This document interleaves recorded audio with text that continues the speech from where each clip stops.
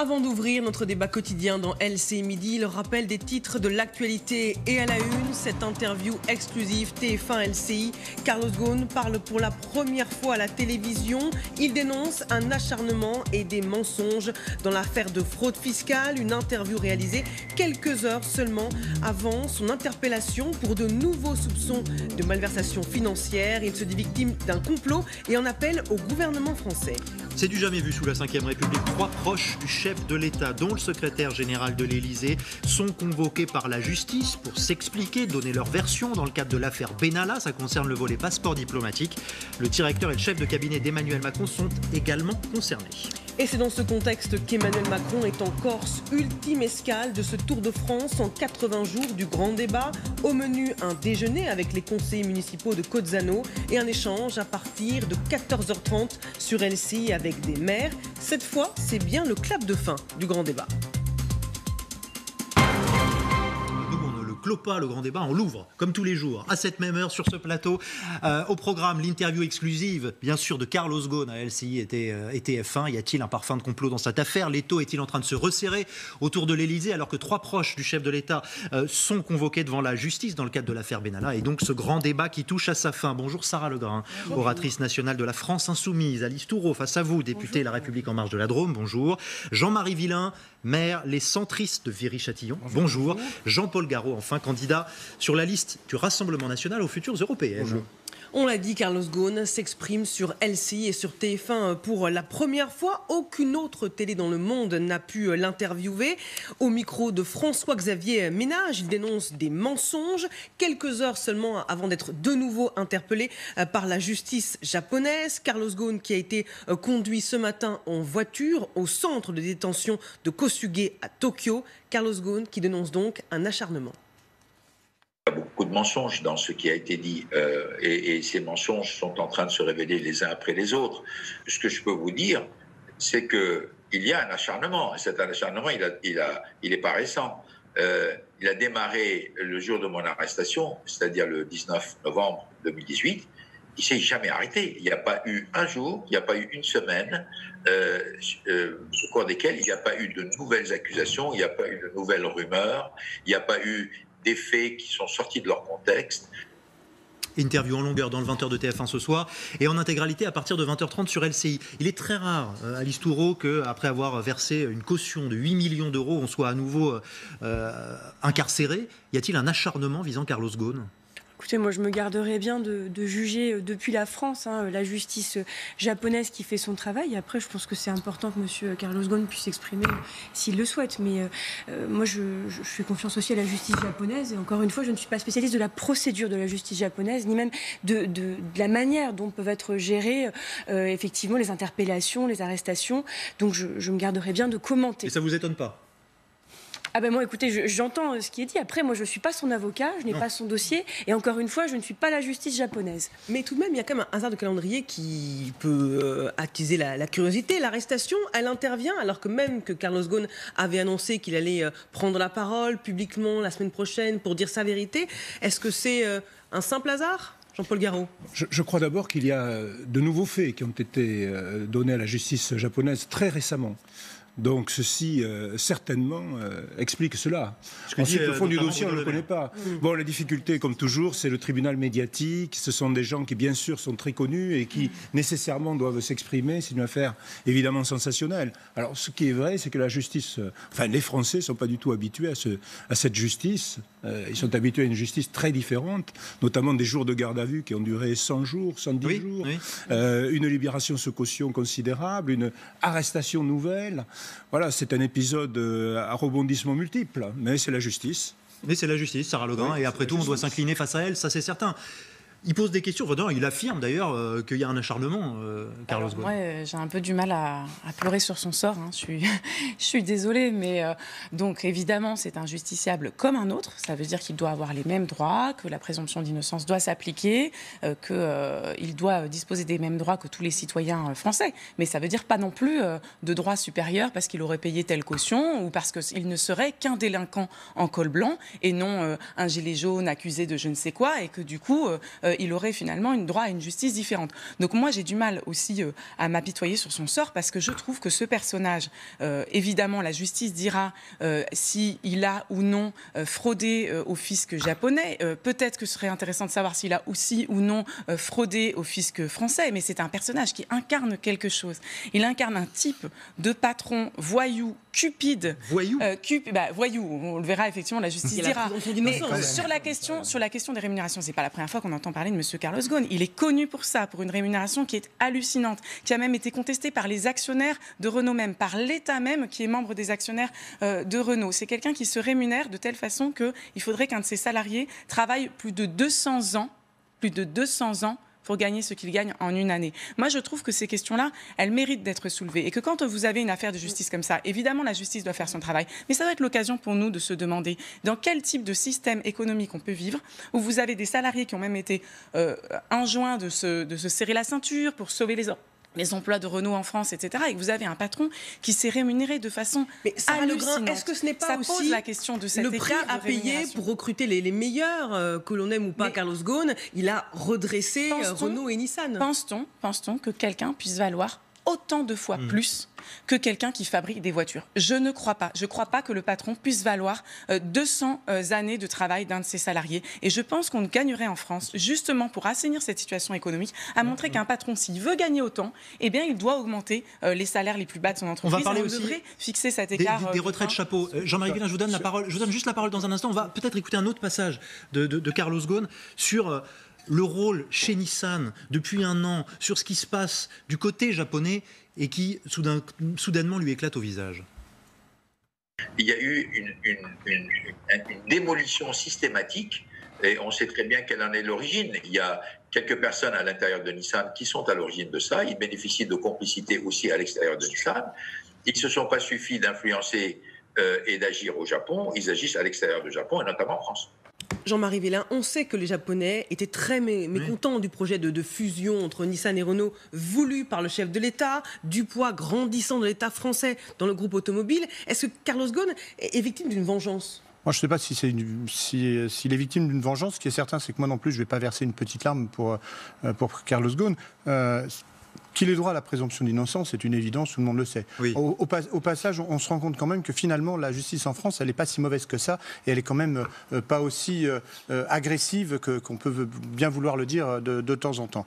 Ce qui est certain, c'est que moi, la théorie du complot, je l'ignore, je ne suis pas dans les petits papiers ni de Renault ni de Nissan. Ce qui est certain aussi, c'est qu'en France, Renault aussi commence à se pencher sur d'éventuels problèmes vis-à-vis de la rémunération ou de la retraite chapeau même, puisque Bruno Le Maire en parlait ce matin, et qu'il y a donc quelque chose à faire également en France. Et que ce qui m'importe aussi, c'est qu'au-delà de ce qui va se passer au Japon en matière de justice, il sera temps aussi, à un moment donné, de se pencher sur ce qui s'est passé en France, encore une fois avec la présomption d'innocence, mais encore une fois, moi, les théories du complot, ça m'inquiète toujours un petit peu. Je rappelle que Bruno Le Maire a annoncé ce matin qu'il avait transmis à la justice de nouveaux et d'importants éléments apparus dans l'enquête interne de Renault sur la gouvernance de Carlos Ghosn. Je voudrais peut-être rebondir sur la question des retraites chapeau. Oui, non, attendez. Je vous promets qu'on va y revenir. Je promets qu'on va y revenir. On va écouter un autre passage à ce moment-là, parce que quand même, on s'interroge. Est-ce que le gouvernement en fait assez ou pas pour défendre Carlos Ghosn ? Là, vous allez nous donner votre avis. Il se dit combatif, Carlos Ghosn, mais il en appelle aussi à l'État français. Défendre la France, écoutons-le. Écoutons Carlos Ghosn sur cet esprit combatif.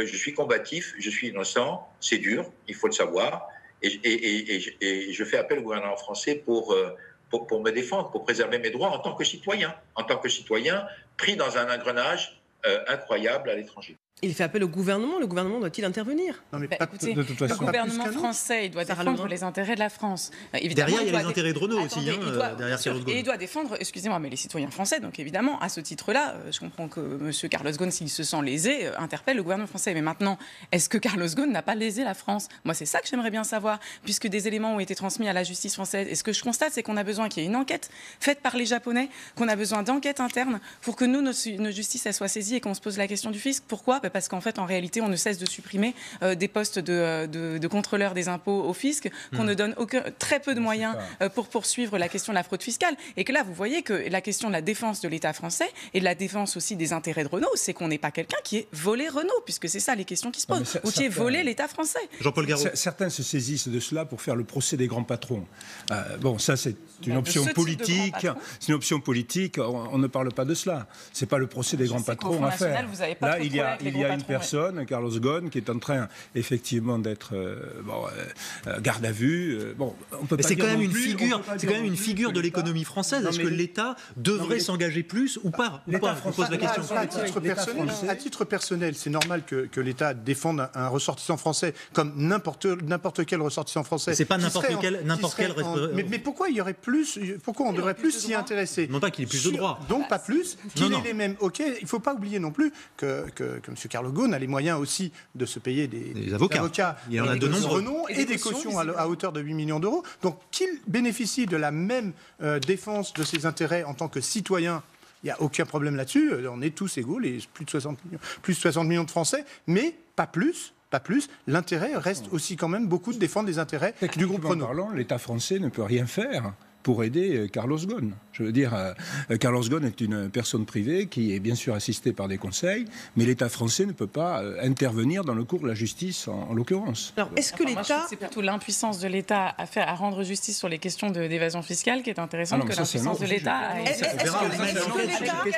que l'État... Mais non, mais pas du tout, mais c'est un autre sujet. Je suis étonné de votre complaisance.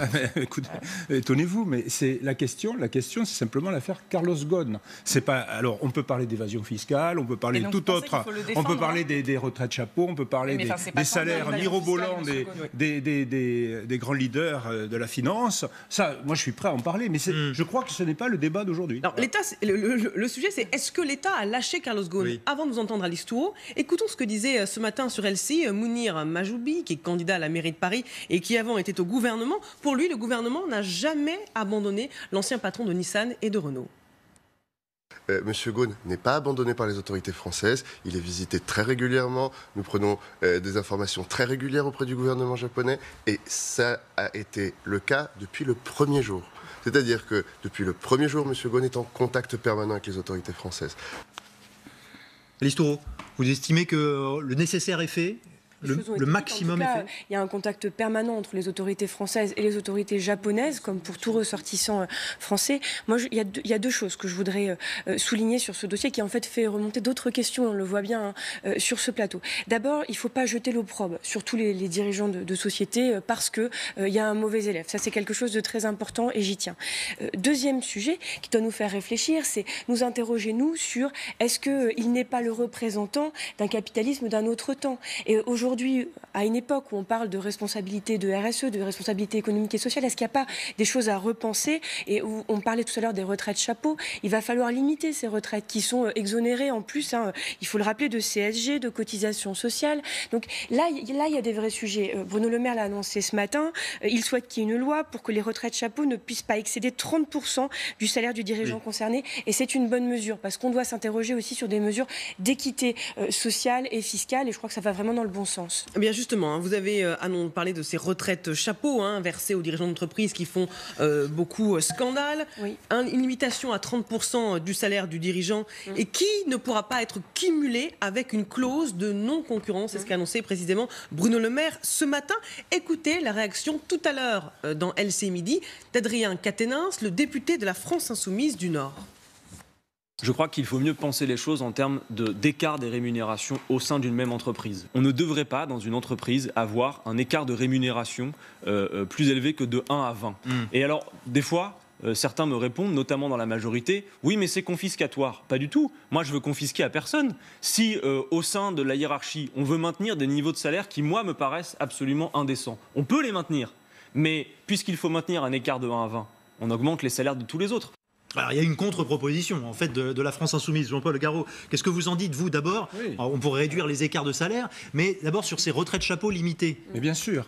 Et là, on attaque effectivement le débat alors des retraites chapeaux. Non, moi, ce que je regrette, finalement, c'est que le gouvernement, à l'occasion de cette affaire, sort effectivement des propositions qui... C'est pas à l'occasion de cette affaire. Enfin, il y a eu plusieurs dossiers d'affilée. Oui, mais en l'occurrence... Pas vraiment. Il n'y a pas eu de projet de loi encore déposé en ce sens. Ça intégrerait la loi Pacte, semble-t-il. Donc, je veux dire, ça a été annoncé ce matin par le ministre. Il faut bien une réponse à ce qui se passe d'un point de vue politique. La réponse, c'est de dire oui, j'ai en préparation ceci, mais en réalité, rien n'est fait par rapport à quand même un scandale en termes de... Mais alors là, sur cette proposition, est-ce que ça suffit 30% du salaire, du dernier salaire? Ce qui est certain, c'est qu'on peut déjà au moins travailler sur cette base.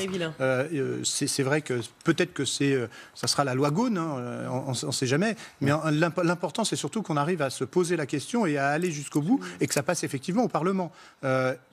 Toutes les occasions sont bonnes. C'est pas parce que c'est à l'occasion de quelque chose qui peut scandaliser les uns ou les autres qu'on ne doit pas bouger. On se la pose tous les ans, cette question. Tous les ans. Et c'était posé juste avant avec l'affaire Airbus. Et bien donc, il faut continuer, il faut aller jusqu'au bout de cette réflexion, et donc que les parlementaires se saisissent définitivement. Donc pour vous, c'est une bonne proposition? Je dis que c'est une bonne base de proposition. Il y a peut-être qu'il faut aller plus loin dans certains domaines, peut-être que sur les exonérations, entre autres de CSG, etc., on peut peut-être encore aller un petit peu plus loin, sur la refiscalisation, il y a beaucoup d'éléments qui sont possibles, mais en tout cas, il ne faut pas rejeter dès le principe. Sur le principe, on peut déjà commencer avec ça. C'est un signal important, en pleine crise des Gilets jaunes, Sarah Legrain, on parle d'équité. Ces salaires, ils peuvent choquer, ces retraites chapeau, elles peuvent choquer. Et là, on est dans un rééquilibrage. Après, moi, j'ai le sentiment d'une indignation un peu sélective, parce que jusque-là, on a quand même un gouvernement qui a mené une politique de façon très assumée en faveur des plus fortunés, en ne trouvant pas choquant qu'on puisse avoir des très grandes fortunes et avoir des cadeaux fiscaux, parce que c'est cela. On n'a pas eu une politique de lutte efficace contre la fraude et même contre l'optimisation fiscale. On a une grande hypocrisie sur la reconnaissance des paradis fiscaux. Et donc, non, mais justement, je dis juste que ça intervient. C'est très bien, effectivement, de constater que là, il y a des retraites qui sont hallucinantes, mais du coup, il y a des revenus qui sont hallucinants. Pourquoi on ne pose pas la question des salaires? La question des salaires, elle est centrale dans le pays aujourd'hui, quand vous avez autant de gens qui disent « je n'arrive pas à vivre de mon salaire ». Vous avez les gilets jaunes qui disent dans le pays « je n'arrive pas à vivre de mon salaire, je n'arrive pas à vivre de mon travail ». Vous en avez d'autres qui disent « je cherche du travail, je n'en trouve pas ». Et vous avez des personnes qui captent sur elles-mêmes ce niveau-là de rémunération et qui n'augmentent pas les salaires, et qui même, à Renault, ils ont maintenu les salaires, ils ont fait une pression à la baisse sur les salaires. À Renault aussi, il y a eu 2-3 pratiques qui seraient intéressantes de soulever, parce qu'il y a eu aussi des pratiques pour empêcher des salariés, notamment en Turquie, de se syndiquer. Il y a eu chez Nissan la répression syndicale dans une... Sarah Legrain, est-ce que ce ne serait pas utopique de penser qu'on peut instaurer un écart? C'est une question que je vous pose, d'1 à 20, quand le patron est payé à un moment, le SMIC devait être vu comme utopique. À un moment, vous deviez avoir des patrons pour dire « attendez, un salaire minimum, c'est incroyable, c'est utopique ». Il y a des endroits où ils trouvent ça utopique, c'est pas utopique, c'est juste. Voilà. Et donc, en fait, un salaire de 1 à 20, moi, j'ai l'impression, je suis convaincue. Mais est-ce que c'est tenable dans une entreprise? Utopique, ça voudrait dire qu'il y aurait que quelques personnes. Utopique, ça voudrait qu'il y ait quelques personnes qui le croient. Je crois que l'immense majorité de la population trouve ça assez juste qu'on ne puisse pas gagner plus de 20 fois ce que gagne le plus bas salaire de son entreprise. Moi, je ne travaille pas sur des sondages à dire que telle ou telle partie de la population pense que c'est de 1 à 20 le bon chiffre. Ce qui est certain, c'est que quand on écoute M. Catenas, on se rend compte quand même qu'il faut être aussi un petit peu logique. On ne peut pas dire tout et n'importe quoi. Dire de 1 à 20, pourquoi pas? Ça, c'est une idée. Vous la partagez pas, et moi, je ne la partage pas. Par contre, dire, donc, dans ces cas-là, il suffit de remonter pour arriver au 20e du salaire de celui qui touche 2 millions d'euros, et bien entendu, l'entreprise va se casser la figure. Il y a un moment donné, il faut baisser si on veut être raisonnable. Je sais bien que c'était que justement, ce n'est pas...